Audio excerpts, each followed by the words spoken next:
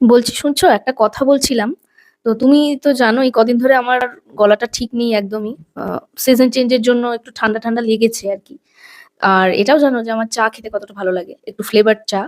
তো আমাকে একটুখানি এই গলাটা যাতে রিলিফ পায় এবং তাড়াতাড়ি তৈরি করা যায় এমন কোনো চায়ের রেসিপি একটুখানি বলে দাও না, তাহলে খুবই ভালো হয়। আচ্ছা, এটার একটা খুব সুন্দর একটা চায়ের রেসিপি আজকে আমি বলছি। যতজন খাবেন তত কাপ জল নিয়ে নিন।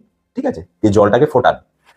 জলটা যখন ফুটবে, সেই জলের মধ্যে তুলসী পাতা, দারচিনি, লবঙ্গ আর হচ্ছে আপনার একটু গোলমরিচ, এটা ভালো করে একটু ফুটতে দিন।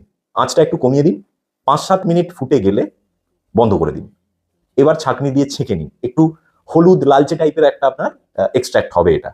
তো এটাকে ছেঁকে নিয়ে এবার যখন খাবেন, সামান্য একটু এতে মধু মিশিয়ে আপনি খেতে পারেন।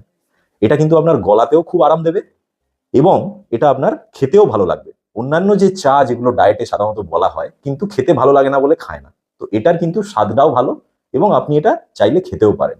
আচ্ছা, একটা প্রধান উপকরণ আমি বলতে ভুলে গেছিলাম, সেটা হচ্ছে আদা। আদাটা কিন্তু অবশ্যই অ্যাড করবেন। আচ্ছা, এবার বলি যে উপকরণগুলো আমি বললাম সেগুলো কেন বললাম বা সেগুলোর কি কার্যকারিতা। 1 নম্বর হচ্ছে আদা আর গোলমরিচ, যেটা আপনাকে খেতে বলছি।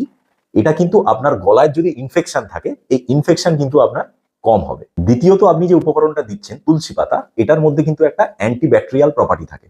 এটা আপনার যদি জ্বর সর্দি কাশি এগুলো হয় বা ব্যাকটেরিয়াল কোনো রকম ইনফেকশন হয়, এটা কিন্তু অনেকটা কমাবে। আপনার দারচিনি লবঙ্গ যেটা আমি ব্যবহার করতে বললাম, এটা কিন্তু আপনার রোগ প্রতিরোধ ক্ষমতা অনেকটা, মানে আপনার শরীরের বেসিক যে ইমিউনিটি পাওয়ার, সেটা কিন্তু অনেকটা এনহ্যান্স করবে। তো এই উপকরণগুলো দিয়ে যদি আপনি চা খান, এবার কখন খাবেন?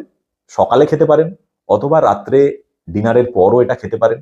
খেয়ে যদি আপনি শুতে যান বা সকালে উঠে যদি খান, অনেকটাই আপনাকে গলার ইনফেকশন বা ঠান্ডা লাগা এগুলো থেকে রিলিফ দেবে।